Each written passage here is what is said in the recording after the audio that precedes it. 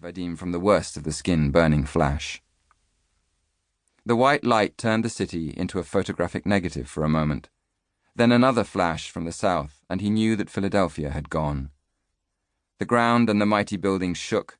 The road over the viaduct cracked.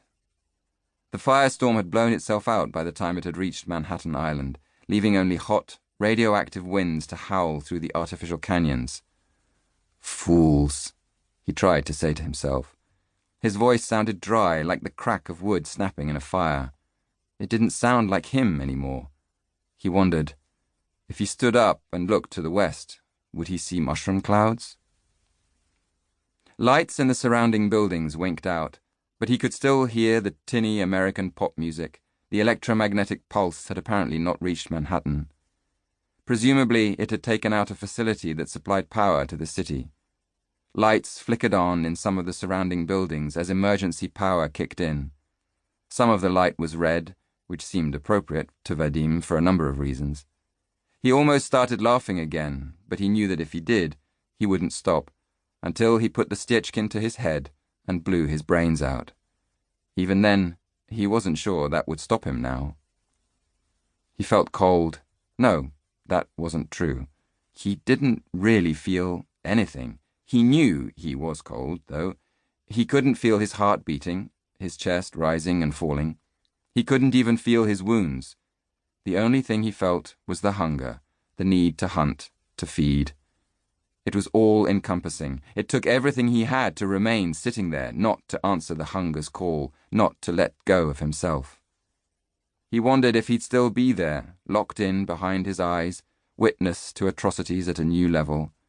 He suspected, however, that it would be a sweet release from the war inside himself. He had to do the right thing. Just for once, he thought. He tasted the Stechkin's barrel, felt it grind against his teeth as he angled it up. He started to squeeze the trigger, watched the hammer click back. Then he saw her. The Fräulein, his massively built East German second-in-command.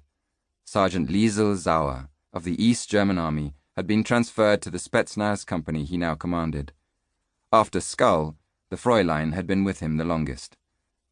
She was moving between the bullet-riddled police cars amongst the flames, covered in blood. Some of it was undoubtedly hers, but the blood on her face probably wasn't. Vadim had no idea why he was still in control of his body, still sentient, but he owed it to the Fräulein to put her out of her misery before seeing to himself. He stood up and made his way across the viaduct towards her. The Fräulein's head twitched around to look at him as soon as he moved. Vadim raised the pistol as he approached. She was staring at him. He needed to get close. He had no idea where his rifle was, and he had to shoot her in the head, at least twice, to make sure that she was at peace before he followed. She waited for him, her flat, brutish face lit by the orange flickering flame of the burning helicopter. Then he saw it in her eyes. Recognition, intelligence. Liesel was still in there somewhere. Vodzim? A Ukrainian accented voice asked from behind him. Chapter 2 04:52 Afghanistan time. AFT. The 6th of November, 1987. Northeastern Badakhshan province, Afghanistan.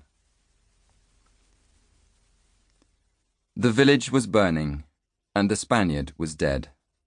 The Hind D attack helicopter had dropped incendiaries to soften up the Mujahideen before landing Vadim and his people. The helicopter had then circled the area, staying low and using the surrounding mountainous terrain as cover, whilst providing the squad with air support should they need it. The nap of the earth flying was prudent. After all, they were here hunting American Stingers, man-portable surface-to-air missiles. The missiles were the Mujahideen's most effective weapon against the Shaitan Arba, or Satan's Chariot, as they called the fearsome Hind gunships. Vadim and his squad were acting on intelligence provided by the KGB. An American mercenary in the pay of their CIA was rumored to be bringing the Stingers in from nearby northern Pakistan. Vadim shifted slightly, his boots crunching the snow underfoot. He was watching a burning tree, foolishly destroying his night vision. Beyond the tree were the snow-covered peaks of the Hindu Kush. The mountains were truly what people meant when they used the word majestic, ancient and enduring.